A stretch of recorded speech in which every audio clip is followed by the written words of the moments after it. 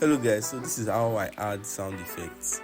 Now for this project called Beefy, I'm adding the keyboard sound effect to see where exactly it is spaced, to know where I can, where the sound will come from.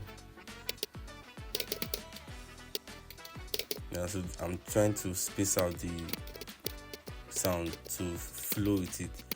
I think a rule I follow is you first hear the sound before you hear the thunder. So I think I got that from a mentor. So that's what I follow.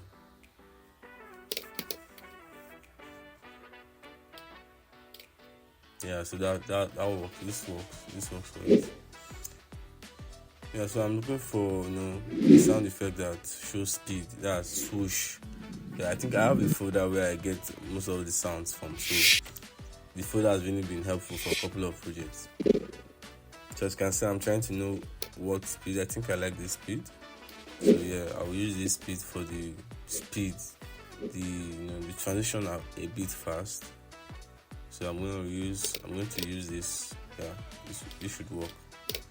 Yeah. So I'm also adding the keyboard sound effects to because you can I'm typing that out. So yeah, so I actually speed up the video so that you can see what I'm doing.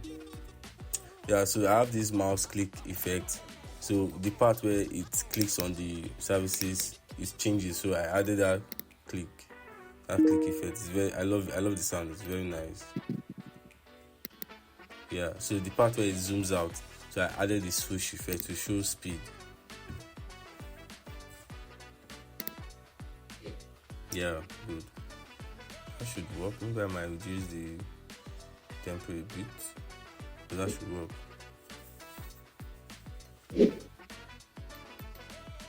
Yeah, so I'm bringing back the mouse click, the part where it clicks it. I put the mouse click there.